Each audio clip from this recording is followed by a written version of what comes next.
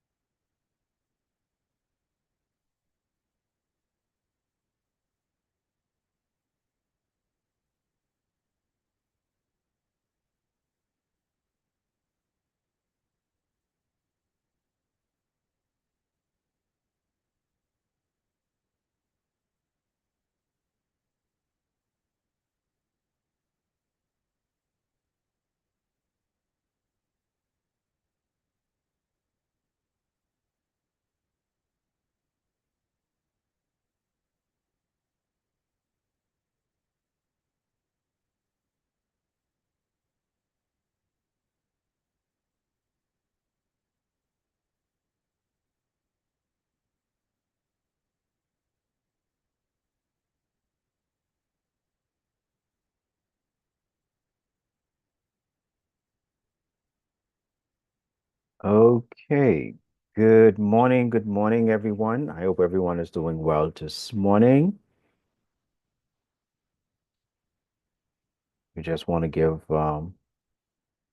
persons just another few minutes to actually get in as we get ready to get started this morning. Um, if you're able to hear me in the room and online, just give me a quick thumbs up or just a notification. Just want to know that persons can hear me before we get started.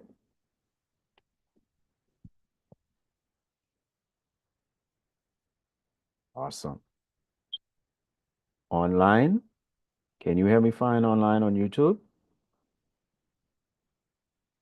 Yes, excellent. All right, let me get into the picture. There we go. All right, ladies and gentlemen, thank you again for joining us for another training session here at the Department of Inland Revenue. This is a part of our series that we've been doing for the entire month of April, which now is rolled over into May, but we should be finished by Monday. on VAT education, where we've gone through the entire process from an introductory, talking about the VAT invoices. Yesterday we did on the VAT filing process, and today we're going to do the VAT payment process. Um, so just a quick reminder, the persons, the entire month has been dedicated to VAT education. And so we've been doing this for those that may be their first time actually doing the lessons with us of in modules of basically say 6 to 7 modules. Our last module will be on Monday, which will be on basically VAT withholding. Today, we're going to go over the process of the VAT payment. Again, all of the trainings will last anywhere from an hour to 2.5 hours the most. Yesterday's training was long because we wanted to be in depth when we went through the process of the VAT filing process, what was needed, and for a good understanding.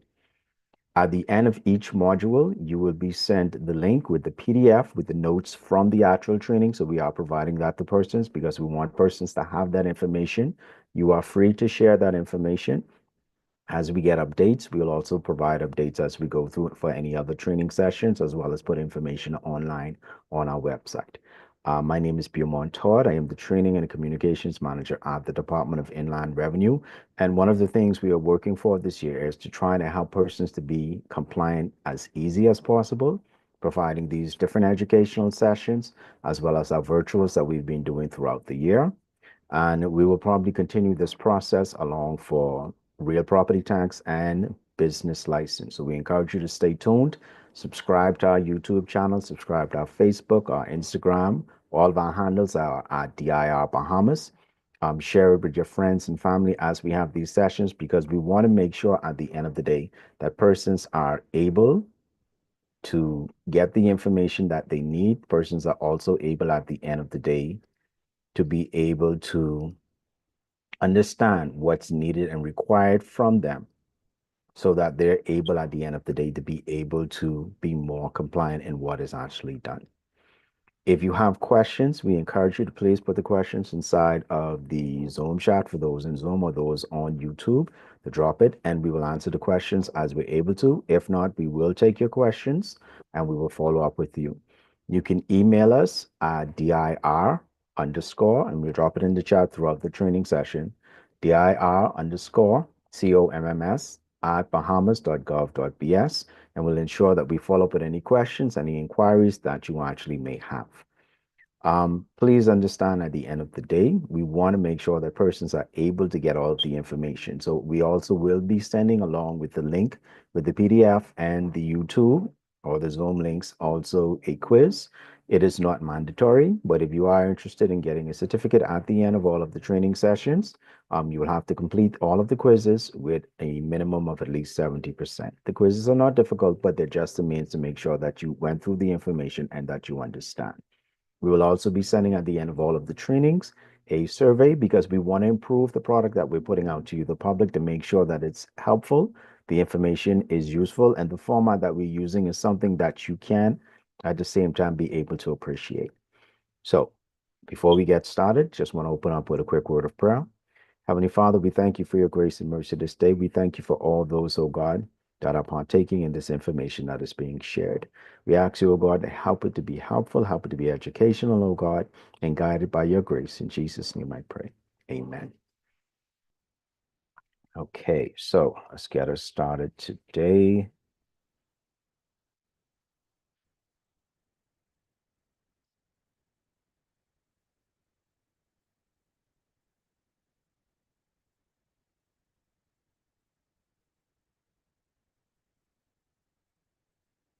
This is the drones that I'm looking for.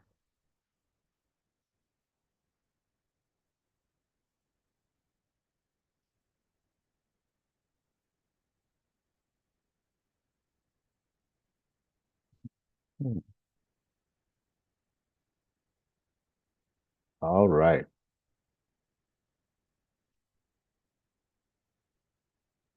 So today's session, I don't see it being a very long session because we are most likely coming down to the end. So today we're going to go through the payment process, both from the online aspect of it, as well as just some steps to help you to keep in mind.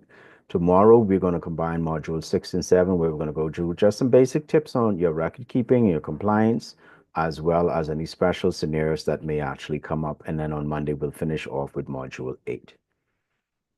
So today's objectives for module 5. We want to identify the VAT payment deadlines, how to use the online tax administration system or OTAS to make your payments, to match your payments accurately to your VAT returns, to handle any common payment issues, and to understand the consequences of late or missed payments, as well as to maintain good financial records. So identify your VAT payment deadlines. So, of course, paying your VAT on time is just as important as filing your return. Okay, I need to fix something a quick sec. Mhm.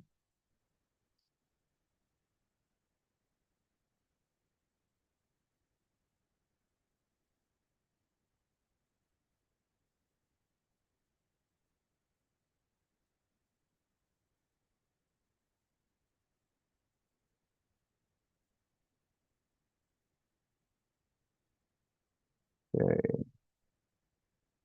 want to make sure the right screen is being shared to you.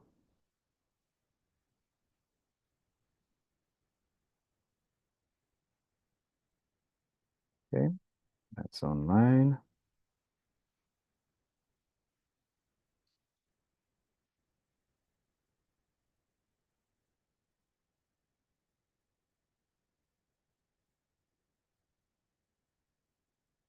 Okay, so paying your VAT on time is just as important as filing your return, and this helps you understand when payments are due and the consequences of missing them.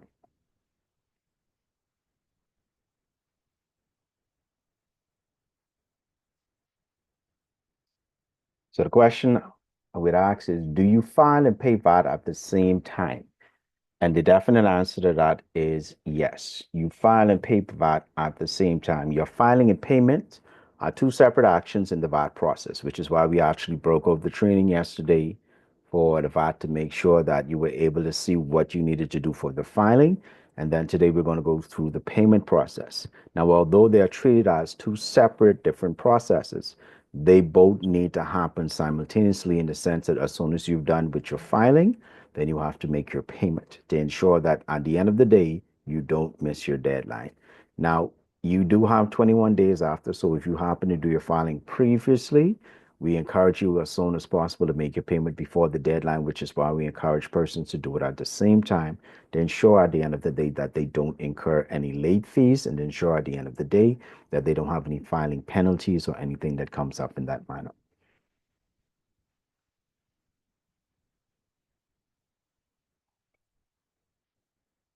So of course, filing your VAT return means entering your total sales, your purchases, your input VAT, which is your expenses and your purchases, and your output VAT, which is basically your sales or your services for the period, and submitting that information through our OTAS system. Again, we went through this process yesterday where we walk persons through the entire process of basically doing a VAT file return, showing them how they would use the system to do their input, as well as going through some of the lines that you would utilize for your input and some of the lines that you definitely would utilize when you're actually doing your output and how that is actually calculated to determine what it is that you paid to the government or to determine whether you're in a position to file for a return.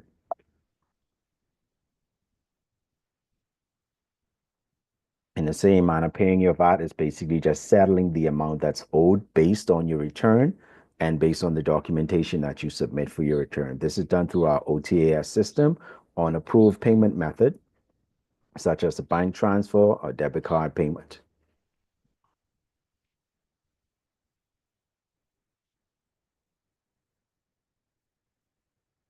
So, just things to remember, filing without payment is considered non-compliant. You may still face penalties and interest for the unpaid amount, and the IRR recommends filing and paying at the same time to ensure that you're fully compliant. This is why I say whenever you go to file, you want to make sure that you're filing at the very same time that you're also sharing your information in our system. You're entering your VAT filing. You want to make sure that you also then do your payment at the same time.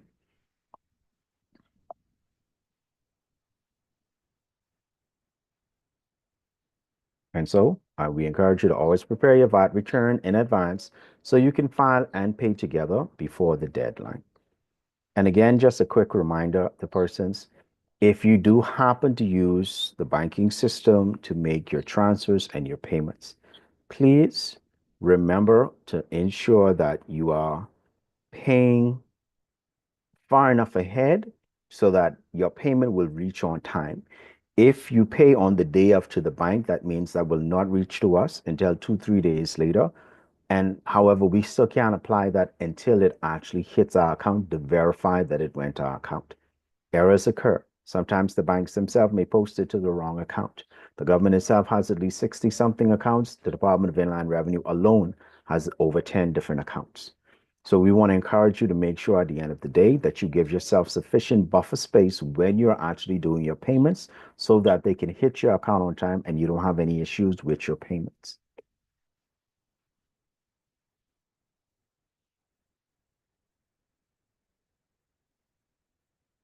So let's talk about the standard payment deadline. After filing your VAT return, the payment must be made within 21 days after the end of your VAT filing period, unless you are part of our large taxpayer unit.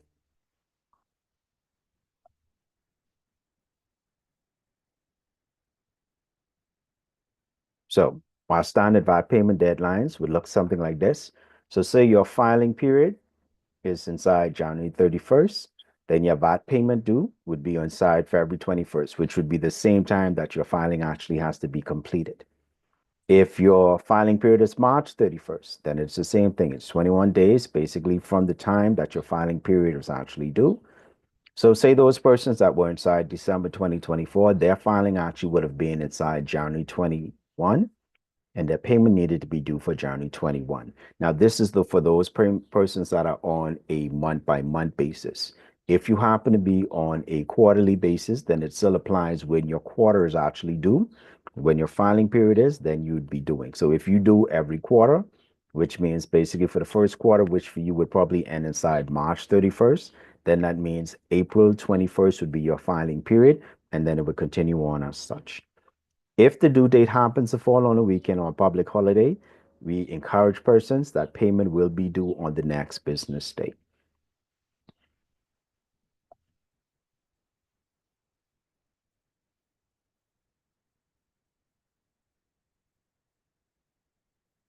Now, let's talk a little bit about our large taxpayer unit because they operate just slightly differently from our regular VAT payers.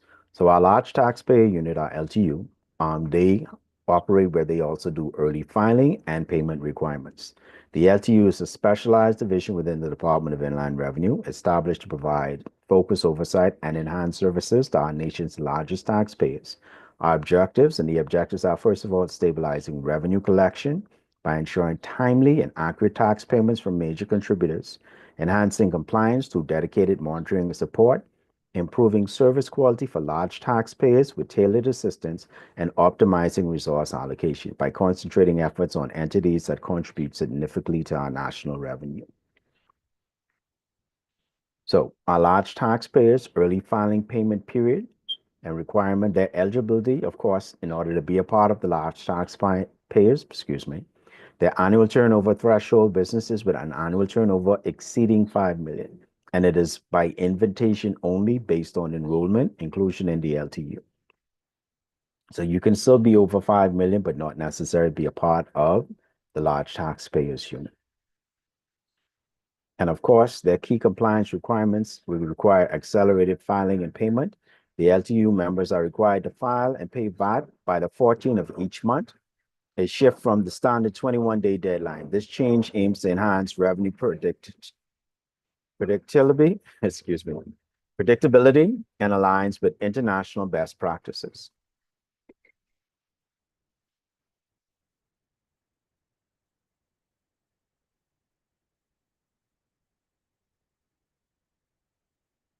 Please ensure you're watching the waiting room. We have persons that are coming in that need to be let in as we go through.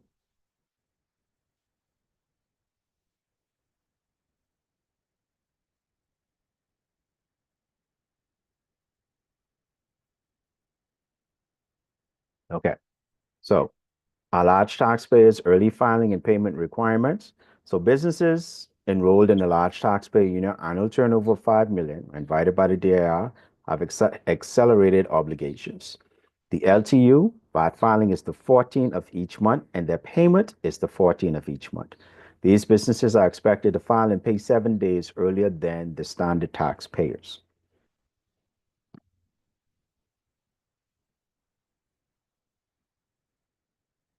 So everyone else that we look at would either make their payments in their filing either monthly or quarterly. For those persons that are over 5 million, they are mandated to pay monthly, and their standard, of course, is the 21, the 21st, whereas the LTU is the 14th, and everybody under 5 million, excuse me, they would be defaulted to pay quarterly, the 21st of each month. You can request to pay monthly if you so desire, if you're under 5 million, but over 5 million, it is mandatory that you actually pay on a monthly basis.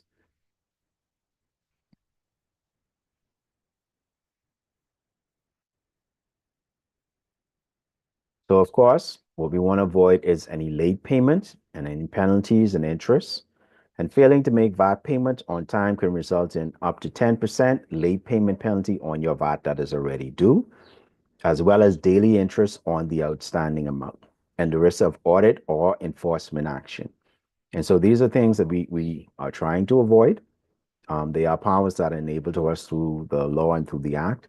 But we encourage persons, and this is why we're doing sessions and things like this to help persons if they are having difficulties with either their filing, understanding the process, knowing how to go about doing it. This is why we're doing these different trainings. But we encourage you, please do not wait for the last minute to then file. Errors occurs. And if something does happen, we encourage you to email us, call us, as well as communicate through the portal. And truthfully, doing through the portal is the best means at the end of the day because we will keep record in our system. You will get an ENQ or something indicating the fact that you've made a query, you made a request, and that can be followed up as well as it's time stamped. Versus, I had a client, and I've said this throughout the training, who he requested assistance for something. He said to somebody who tell it to stand, who tell it to down, who tell it to run, and they never reach for the man. So we encourage you at the end of the day, make sure you utilize the portal to help make sure that that is one main forms of communication. Still send an email if you need to send an email, make the calls. I know a lot of times, sometimes persons talk about not being able to get us on the phones, but that's why we also encourage persons to utilize the portal, which is daily monitored to make sure that your information is put in.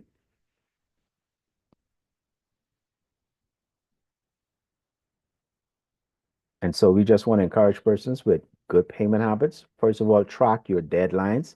You may need to use a VAT calendar, especially if you're filing monthly, just so that you don't miss your date. Pay on or before the 14th if you're LTU, large taxpayer unit, or otherwise by the 21st, and double check that your payment includes the correct TIN, the filing period reference, and the VAT return type.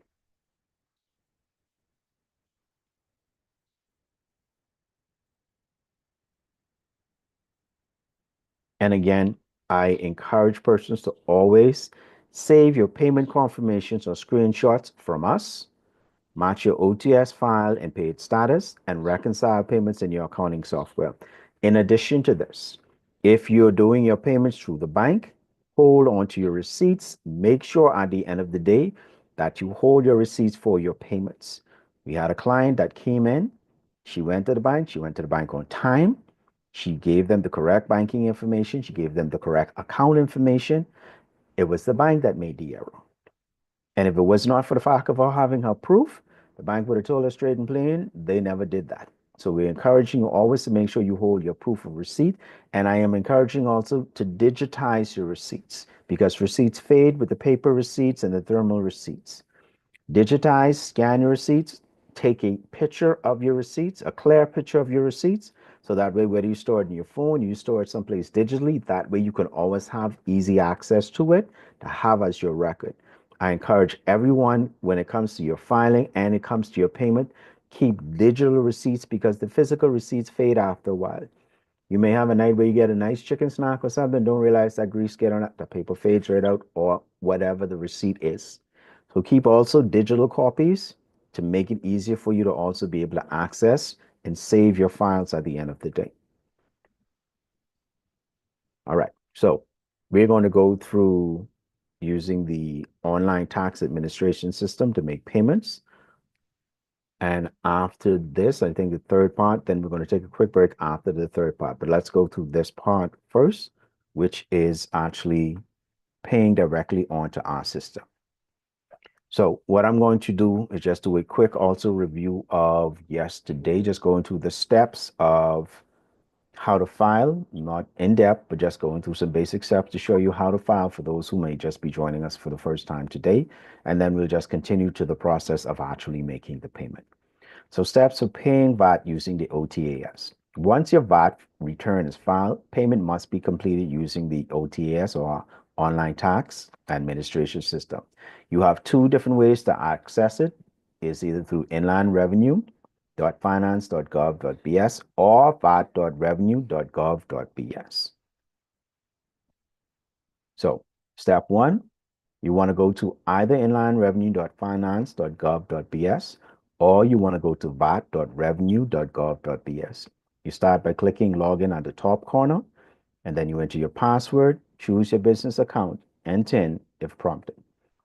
So the first thing you want to do is if you go directly to inlandrevenue.finance.gov.bs, this is how the site is going to basically look for you to actually log in, and you can begin the process of clicking login to start your process to get you in. In addition to that, you can also go directly to vat.revenue.gov.bs because basically from the first screen it's going to bring you to this anyway, and you can do the same thing. Just click login to get you started with the process. Here you would enter your username and your password. If it so happens that you have forgotten your password, we encourage you to do two things. One, attempt to reset the password. If you see you're having difficulties, please come in and let one of our wonderful customer service ladies assist you with getting your password reset. Do not please, if you're having difficulties logging into your account, attempt to try to register a new account or open a new account. We have had persons that have created difficulties for themselves and the department because they have tried to register different accounts to get maybe another TIN, to start a different business. Like we said in the trainings up to this point, all of your businesses will fall under one TIN if it's the same type. If it's a sole proprietor, all of your sole proprietor businesses are going to fall under that one type. If it's a partnership, then you're going to have another TIN that's for those partnerships. If it is a business that is an incorporated business, then you will have a TIN for each different incorporated business that you actually have. So we encourage persons, please only try to utilize one account because then you may have issues with emails and different things because you still have to submit both your personal as well as the business NIDs, and those help to link the accounts. So if you are trying to utilize a separate account just to open a separate business, you're going to create havoc for yourself and for the department trying to help you reconcile what is going on. In addition to that, once the system recognizes the fact that it's the same NIB, it most likely will reject you setting up an additional account for the same reason. And we're going over this because we know persons have had difficulties for the same reason. So we're encouraging persons to the best of their ability to please to make sure that as you are signing in, if you do have difficulties, reach out to us and communicate with us for assistance. Or if necessary, come into us and we'll be glad to assist. So once you've logged in, then you would choose your business account. Now, what I want to point out on the screen here is where you see it says switch taxpayer. Depending on the type or the amount, I should say, of businesses that you have, or the amount of TINs, not businesses, the amount of TINs that you have. Like I mentioned before, if you are a sole proprietor, then you're going to have a TIN for that business. If you are a partnership, then you're going to have a TIN for that business. If you're an incorporated, then you're going to have a TIN for that business. So let me go over this again, and I have no problem going over it repeatedly because we need persons to understand this. You do not pay VAT on your business license, you pay VAT on your TIN. And the reason that is important is if you have one business, then you're only going to have your TIN for the one business. But if you add additional businesses, say you are grandma who live on the family island, and this is where we go with persons also when it comes to filing for VAT sometimes, because persons may say, well, I got about five businesses, but each of them only make one $5,000, one $10,000, one $20,000. What they fail to realize is if you're a sole proprietor and you have 10 different businesses, and each of those businesses makes $10,000, then collectively under that 110, you are at the threshold of 100,000 and required to register all of those businesses for VAT. Let's change it a little bit. Say you have one business that's making $90,000. And then you have another set of businesses adding up to about 99, yeah, 9,999. And then you get one business that makes $1, but all of those fall under the same 10. So that one business that makes $1 has now put you in a position where you have to register all of those other businesses for VAT and you have to charge VAT. Now, say you had another business which was a partnership with somebody else, but that business only makes $50,000. So that business would have a separate TIN from your sole proprietor. So that means when you come to file your VAT and when you come to pay your VAT, you have to make sure that you are in the correct taxpayer that has the correct TIN for you to be making your filing and your payments too. So when you go to file for VAT, you want to make sure that you're using the correct TIN that you're filing for. And again, as far as I understand the system, most likely, as long when you register for VAT, you have to register the TIN anyway. So that means at the end of the day, when you register that particular TIN for VAT, you can only utilize those TINs that are registered to pay. But if you have multiple businesses and multiple TINs that are registered for VAT, you want to make sure that you are selecting the right taxpayer to do the right filing with the right information. Just thought to include that at this stage as you're going through. So, quick review to file the return. Once you're in, you go to file a return to start the process. Then you would enter the type of tax. So you don't want to enter business license. You don't want to enter real property. You want to make sure you're entering value added tax and the year that you're doing your filing for.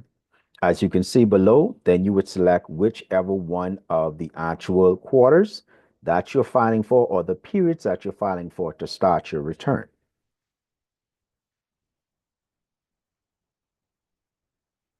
Hit enter filing to start the process once you've selected the correct period that you're supposed to be utilizing. Then you want to enter your input and your output information on their respective lines and review to ensure everything is correct.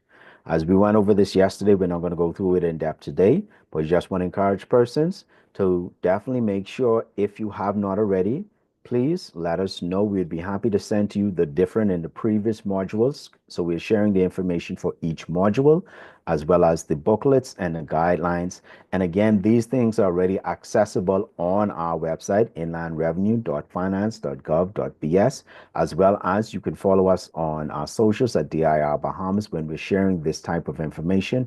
But on our website itself, you can find all of this different information that will assist you, including the guidelines to walk you through the process of registering, filing, and paying for VAT, as well as if you have any issues and errors, all of that information is already on the site.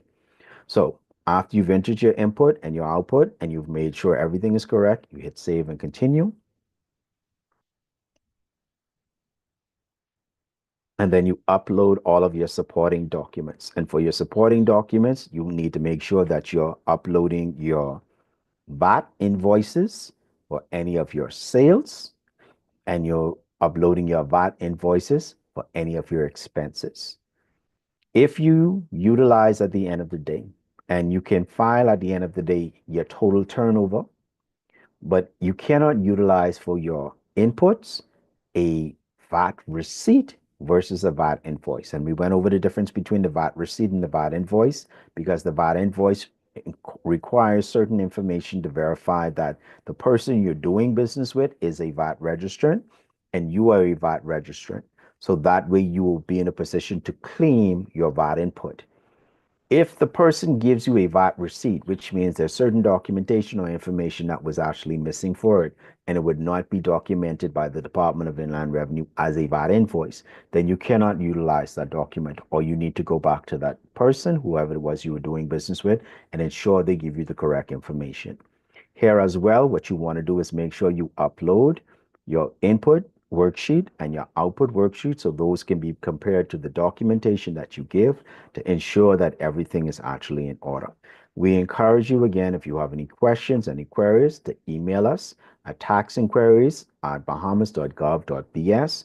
Call us on 225-7280 as well as dir_comms at bahamas.gov.bs, and we'll ensure that the request, the inquiry gets to the correct department to assist you for what you need.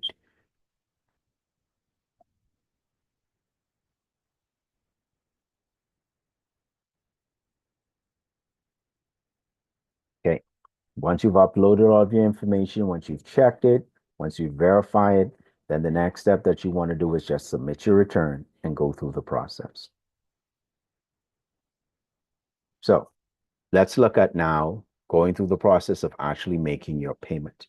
You've already submitted your documents, you've already done your filing, the filing is complete. Now you need to go through the process to actually pay for your VAT return. And you have two ways that you can access it. So you can access from the dashboard by clicking on returns or choose filed returns, select the VAT period that you just filed. And additionally, you can also go to payments and select make a payment, then select the filed return from there. So based on what I just said, you can start the process by where you see returns and you can go to file returns and then it'll enable you to select whichever the filing period that you just utilized to start the process, as well as you can go to make a payment, which will enable you to also then have to find that particular VAT payment that you did, the VAT filing, I'm sorry, that you did, and ensure that you're making the payment from there. So step 3 is you want to make sure you confirm your return details. Like I said, if you have multiple TINs, you want to make sure that you are filing for the correct TIN and the correct TIN that is registered for VAT. You want to make sure at the end of the day that you are paying for the correct TIN that is registered for VAT, the correct filing period, and to make sure the payments and everything matches up. And then you want to review your summary of your VAT to ensure everything is accurate. So here, you would look at your details to make sure at the end of the day that all of the information, that the period is correct, the amount that you're actually paying is correct, the business that you're actually doing the filing for is actually correct at the end of the day, your due date, the amount received, the tax that you're paying for, so at the end of the day that there are no errors that you have to go back and make corrections for. Once you've gotten to that stage, then you click Pay Now, and then the Pay Now will bring you to this screen, whereas you can click Pay Now, come here, and then you look at the payments that you're actually making to ensure that it is actually correct for what it is that you're required to pay. Once you have the correct information, so say for example, like you said, you're looking at this, you can see that maybe, okay, I'm a quarterly filer or I'm a monthly filer. You will see the different periods that you're actually paying for to make sure that you're paying for the correct due dates and in a timely manner.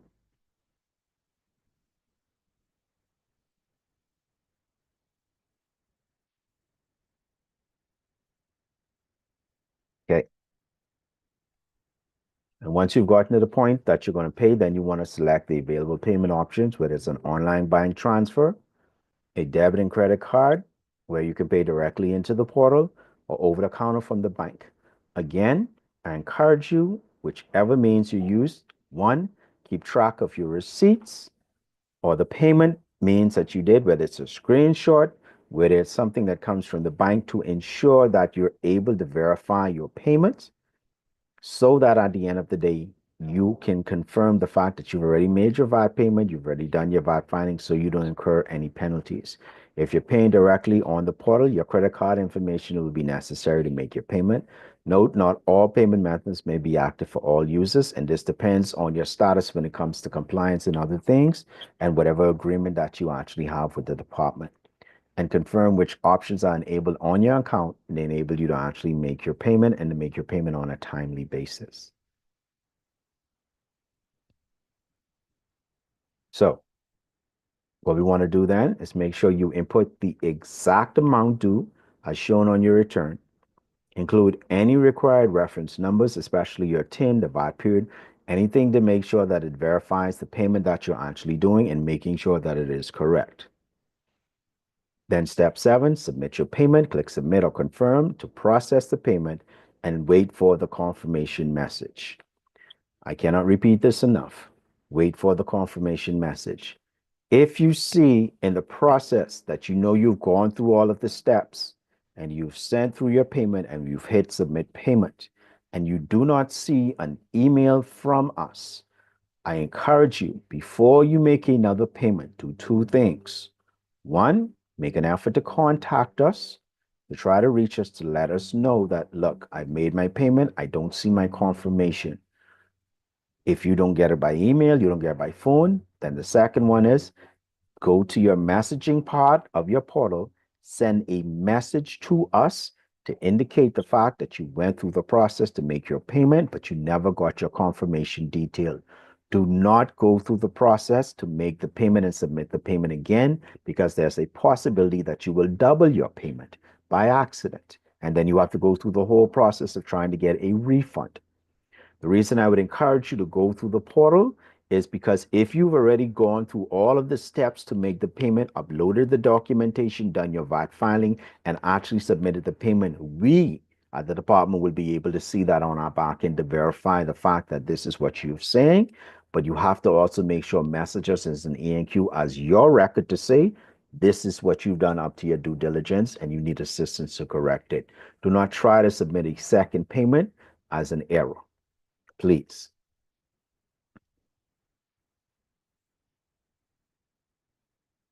Just a reminder again, save your proof of payment, take a screenshot, download the receipt or save the payment confirmation, return to your OTAS dashboard to confirm the return is marked, filed, and paid, and then you would be done at that point. And so the important reminders would be use the correct TIN and period or payment may not be matched. Again, I cannot say this enough. One, you have to make sure, because the fact is you can have multiple TINs, make sure, first of all, it is the correct TIN information that you are entering. Secondly, make sure at the end of the day, not just the TIN information, but it's the TIN that for your business that is registered for VAT and the correct VAT registrant if you have more than one. Two, do not delay payment because anything can happen. And you want to make sure at the end of the day that you're compliant and you're not incurring any late fees or any fines for the fact that you have not filed. We encourage persons, although we're talking about payments. Again, and I will remind persons of this, I ask persons to please share this information. If you see at the end of the day, you are in a position whereas you are no longer meeting the threshold, you cannot just stop one, charging or paying VAT if the business is still in operation, and you cannot stop filing for VAT if the business is still in operation. There is a process, and we've gone through the process in the previous module of what you need to do to make a request for you to be deregistered from paying and filing for VAT. However, you cannot just stop because your business may have a bad year, and then at the end of the day, you go below the threshold. At the same time, if you decide that you're not operating the business anymore and you have absolutely no income, no output, and no input, you still are required to file VAT until that request has been submitted and approved, even if your filing is zero. you are still required to file. It is the same thing with the business license, where I think sometimes a lot of persons miss because they don't use the business for a certain period of time.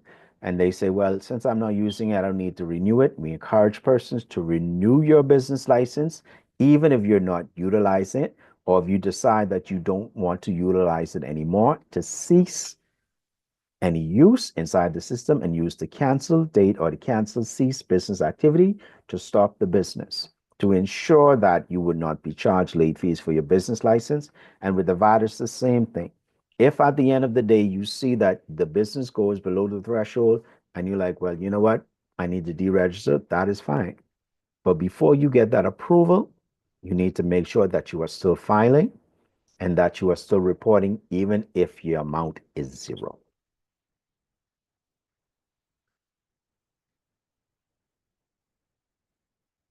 Okay.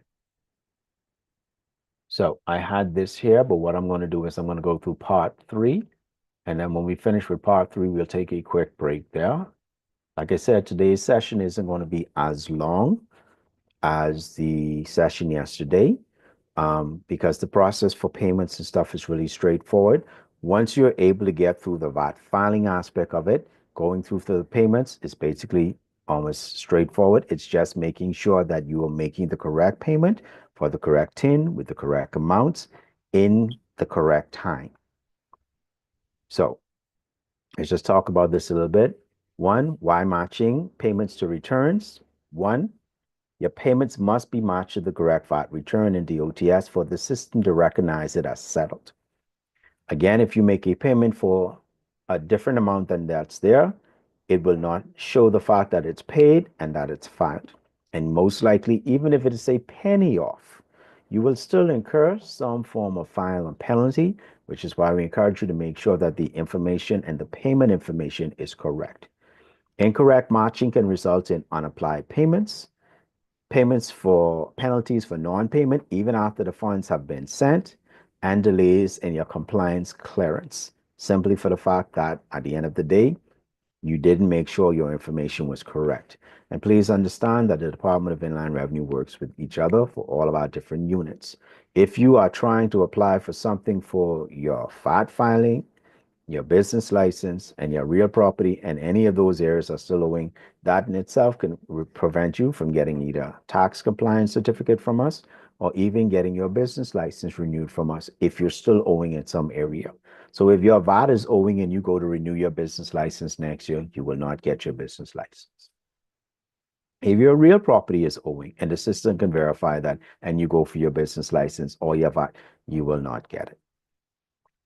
All areas have to be up to date. So this is why we encourage persons to make sure they file in a timely manner, to make sure they file on time, and to make sure at the end of the day that if they have any issues, to please communicate with us so that we can assist them to the best of our ability to get any matter resolved as quickly as possible.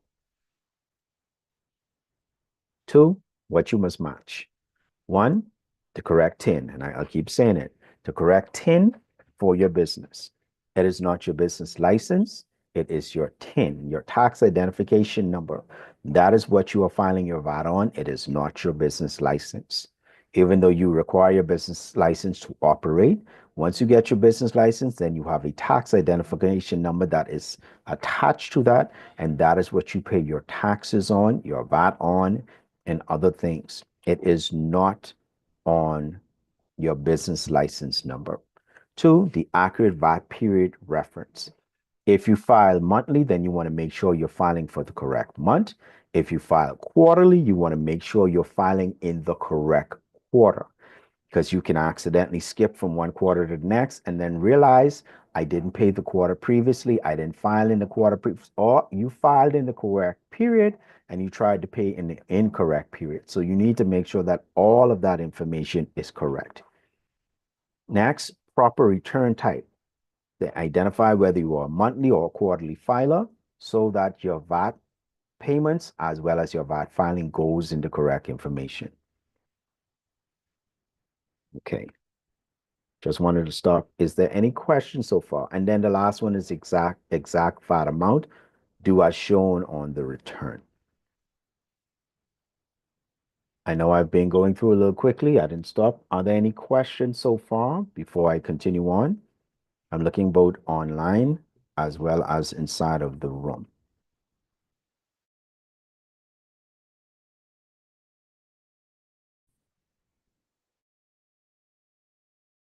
Okay.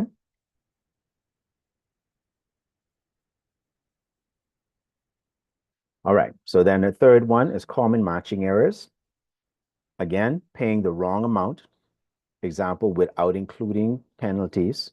So if you're already in a position where you've actually experienced a penalty, that means then you need to make sure that when you go to make your payment, that you include those funds inside of it. If not, you will continue to incur penalties.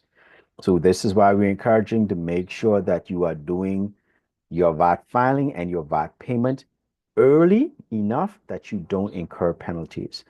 And if something happens with the system, whereas it is on us, then as long as you have done your due diligence and you've also communicated with us, that enables us to assist you in any area possible. If you go to do your VAT filing at 12, correction, at 11:59 p.m., and then the system decides that they got to do a reset 1 minute to when your thing was owed and do it, you can't hold us accountable for that. You may try. You can't hold us accountable for that. And it may seem like an extreme exaggeration, but I know persons that will hold out until the very last minute. So we're encouraging you again, please, in the process of doing your filing, if there are things that you need assistance with, or there are things you're uncertain about, if there are things that you have questions about, reach out to us. We are more than wanting and willing to assist you to ensure that you're able to be compliant and understand what is necessary. The next one again, using the wrong VAT period. Ensure that you're not skipping periods or you're entering information into the wrong period. Next, entering your personal TIN or your NIB or your business NIB or your business license number instead of your business TIN. Again, it is only the TIN that you're paying your taxes on. It is not your national insurance number. It ain't your business license number. And it is definitely not a TIN for a business that may not even be registered for VAT. It is only the TIN for the business that is registered for VAT. You cannot use your partnership TIN if a partnership is not registered and that's not the business you're filing for. And if you're sending a bank transfer, you need to make sure that you send a bank transfer with a reference and to get all the details for the payment that you made from the bank so that we can match it up on our end to ensure that we're able to see the information that's being sent to us so that we can make sure your payment is applied in the correct manner. At the same time, different banks take different information. Their systems all operate differently. Sometimes they may show details, sometimes they may not in regards to what it is when they're putting the information in for you. So what I advise persons to do is if you are paying through the bank, whether it's online or you're paying through the bank over the counter, ensure that the receipt that you have can show the date, the account, the time, your reference. If you need the bank to stamp that, you have the right to request that just to make sure at the end of the day, you have your verification to say that your payment was actually made and it was made in a timely manner. And of course, best practices, copy your reference numbers directly from OTAS, screenshot the final payment summary before submission, recheck that the return is marked as both filed and paid. Okay, so it is 10:54, 10:55 basically. I am going to take a 15-minute break here. So we are going to return back at 11:10, and then we are going to pick up, and then we're going to continue the session from there.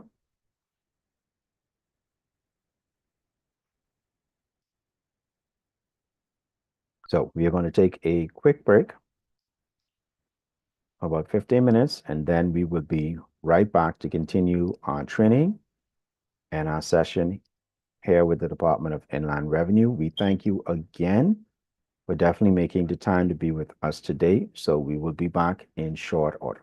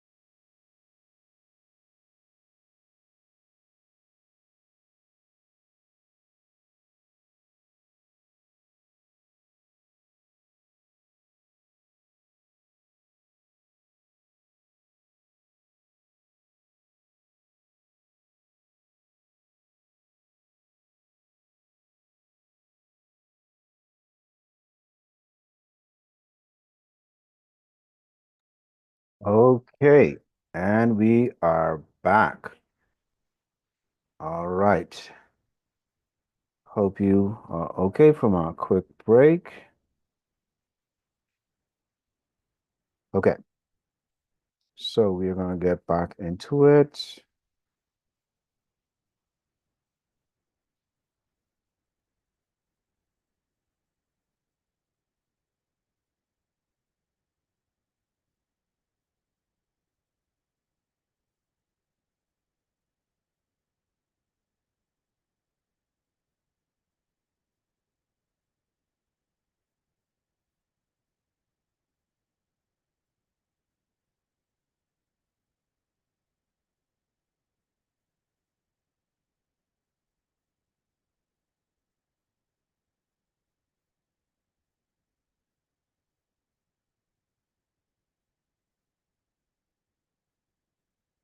I see a question that was in the chat before we continued. Should you arrange for a payment plan in advance?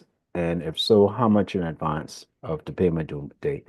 I would say to you, reach out to us as soon as you feel that that is something that you may need to actually utilize, because that would be something that would still be at the discretion of the department, whether or not you are able to get the um, the payment plan depending on what your compliance circumstance is.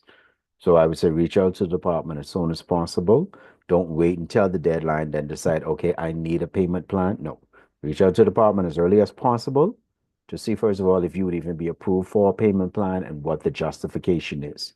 It cannot be that you just need a payment plan because you decided to wait for the last minute, or you need a payment plan because, oh, you don't feel you have to come with reasonable justification.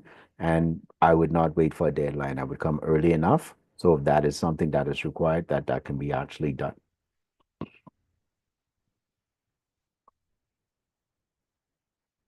Okay. Any other questions before we move forward? I want to make sure I'm not rushing through the information, because I do also want to make sure that you get your questions answered.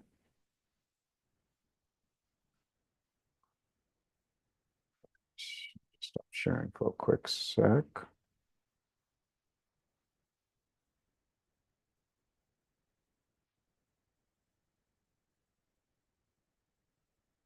Okay. So you don't have any questions inside the chat. Awesome. All right. So let's resume the recording.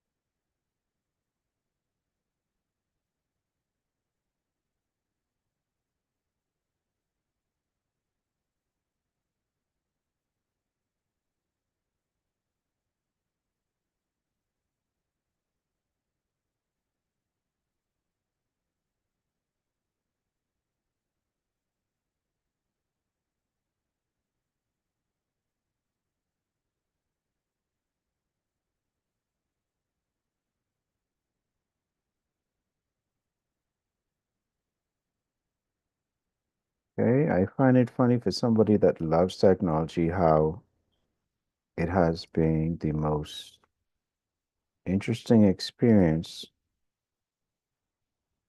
for the past couple of weeks with these trainings. Okay, let's try this again. There we go.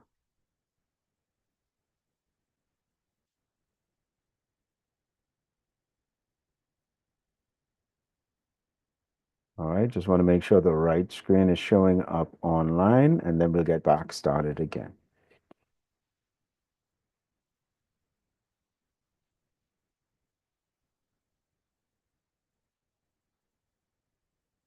Okay, excellent. Mike is unmuted. Okay. All right. So we've already been through part 3.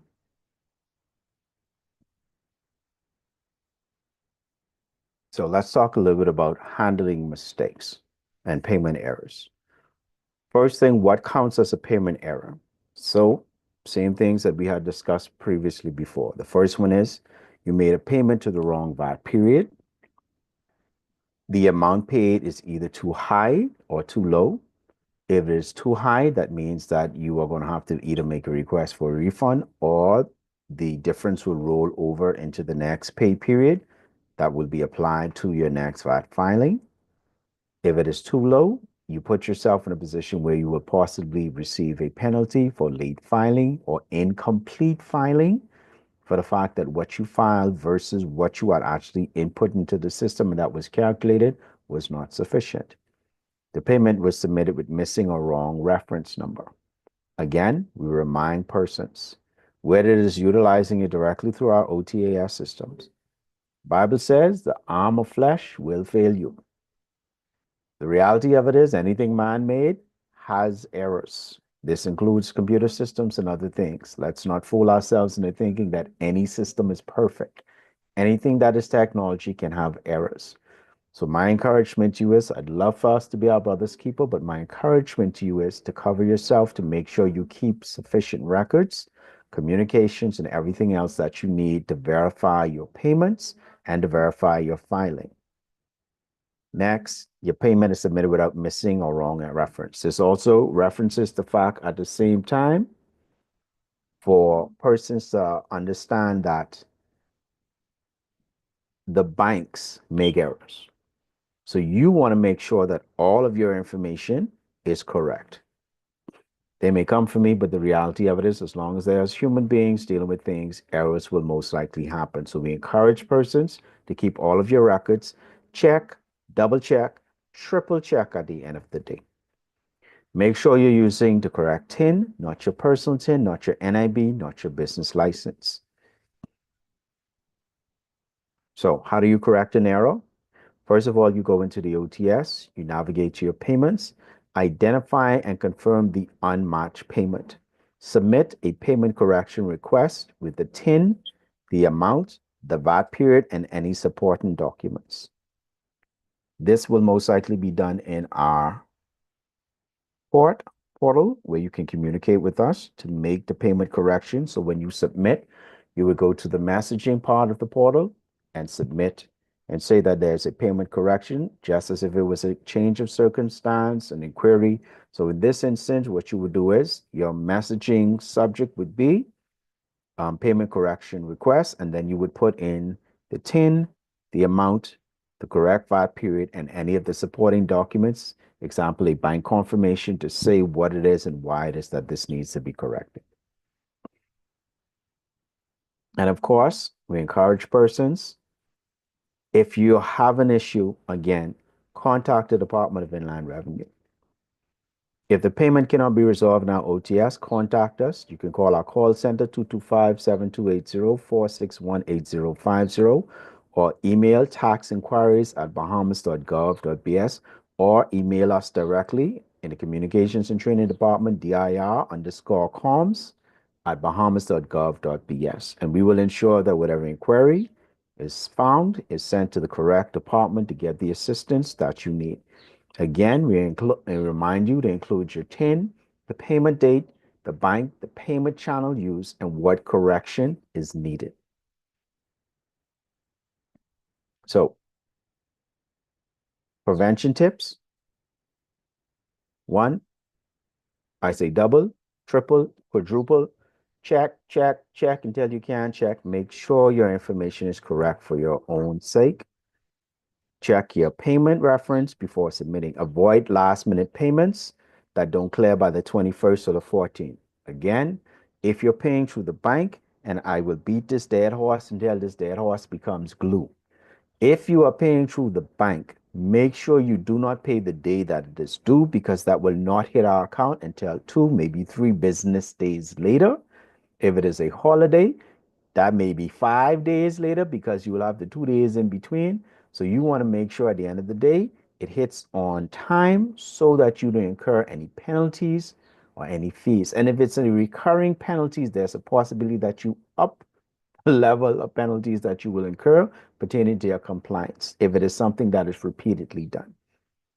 Two, keep records of every transaction, whether you screenshot bank confirmations, as well as I encourage persons to digitize their stuff, which means either you scan it, you take a picture of it, you take a screenshot of it, and you keep a digital file or folder where the information is quickly accessible to yourself.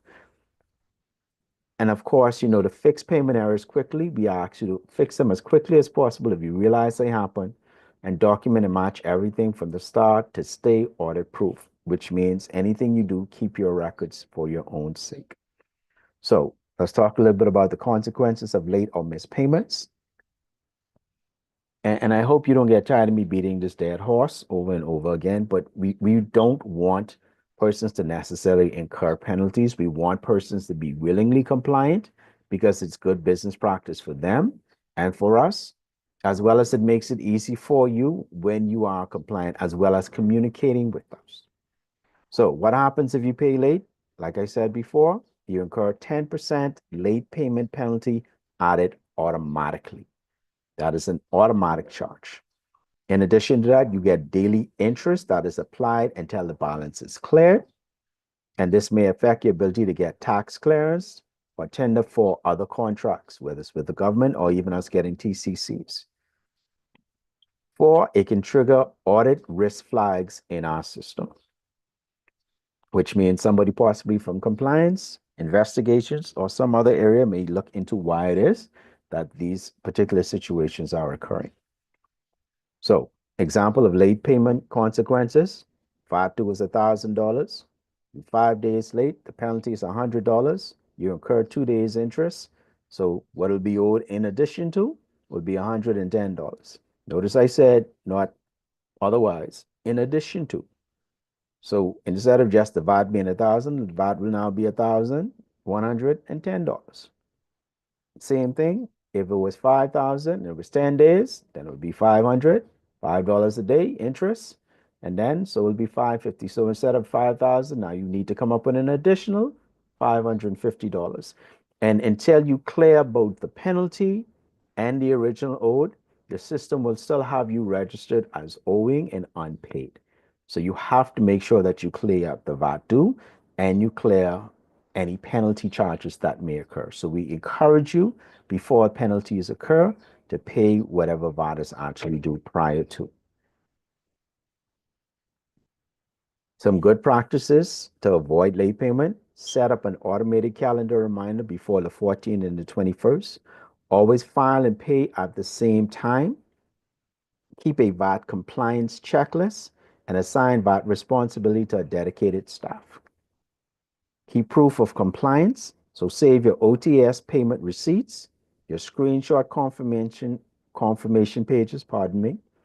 Keep a monthly VAT file with your return copy, your payment receipt, and related invoices and notes. And this is our last section for the day. Just a quick reminder as we go through, and we'll talk a little bit about tomorrow's training. So we encourage you for proper record keeping is essential for VAT compliance, payment verification, and audit readiness. This section helps participants understand what records to keep, how long to keep them, and how they protect your business from disputes or penalties. One, why financial record keeping matters: because it confirms that the VAT returns and payments are accurate. It helps resolve any future discrepancies with the DIR, and it serves as proof of compliance during audits. And then it supports your refund or credit claims for overpaid VAT. Two, records to maintain for VAT. The record, VAT returns, which is your file copies, evidence of submitted filings. VAT payment receipts, this is proof of your payment and matching. Bank statements, confirms outgoing payment activity. Sales and purchase invoices, these support for your output and input VAT claims. Your credit and debit notes, documentation in case you need to make adjustments. OTAS confirmations, take screenshots of PDF receipts of filing and payments, and your VAT calendar or logbook, internal compliance tracking to make it easier for you to make sure you stay on point. So some just suggestions, I would say, as best practices for organizing your records. Create a monthly or quarterly VAT folder, a digital or physical copy. I would honestly encourage both if you're able to save each of the following in every folder: the filed return, the payment proof, the supporting sales and purchase invoices, adjustment notes, if any, and label clearly, example, Q1 2025 VAT return. How long should you keep your records? All VAT-related records must be kept for at least 5 years. They must be readily accessible for DIR review, and these can be scanned and stored electronically if the originals are hard to maintain. Just like I said before, at times receipts and stuff fade. So we encourage persons to make sure, try to digitize your stuff. In this day and age we live in, either a simple scanner or better yet, a picture that is a clear picture, all will work in your favor. So audit tips: keep a VAT compliance binder or drive folder. Section 1, file returns and payment receipts. Section 2, sales invoices. Section 3, purchase invoices. Section 4, adjustments for your credit and debit notes. And Section 5, communications with the Department of Inland Revenue. So just some VAT reminders.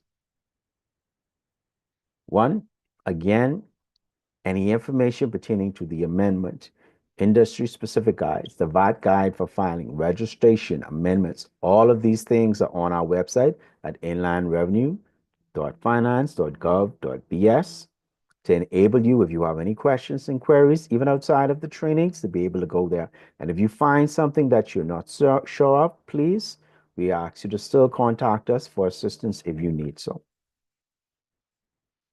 As far as payment, again, the department itself has at least 10 or more banking accounts for different services and different payment services. So we encourage you to make sure you have the correct wire and banking information.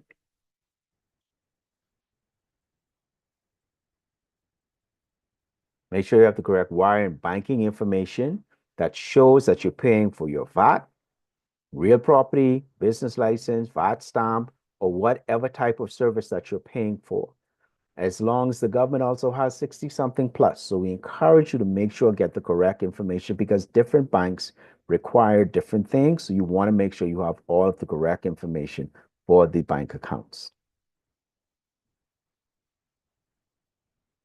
Again, utilize the portal to both communicate to us, utilize the portal to follow up for any communications from us, to make sure at the end of the day that you're able to have the help and the assistance that you actually require and that you need. So our key takeaways from today: VAT payments are due after filing. All VAT payments made within 21 days at the end of each filing period, unless you are a large tax unit payer, then that would be 14 days. Payments are made through our OTAS system, and you can pay also through direct bank transfer, credit card, or approved over-the-counter locations. Reference details are important, so you need to make sure you enter all of the correct information. Keep a record of all of your payments, screenshots, bank confirmations. Late payment penalties do add up, so we encourage you to please file on time and file early. And paying on time helps you to stay in good standing. So our upcoming module will be module 6 and 7, which will be done tomorrow. We'll talk a little bit more about record keeping and compliance, some special VAT scenarios, including, some zero-rated items, credits and refunds. And that is our presentation for the day. Thank you so very much. Are there any questions before we close out for the day?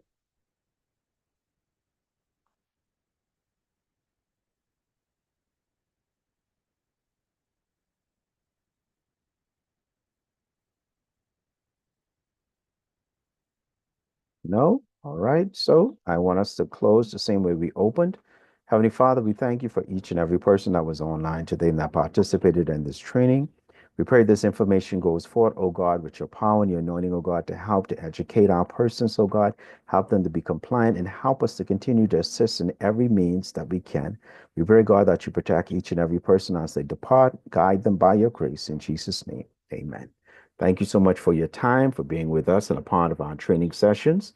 We look forward to seeing you again tomorrow. We ask you to encourage and share with other persons.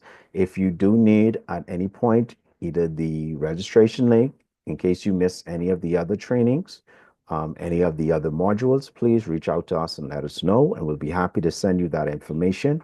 So I would encourage you to look out for the module training and the quiz link for both yesterday's training and today's training as well. Thank you again, and please have a good and a blessed day.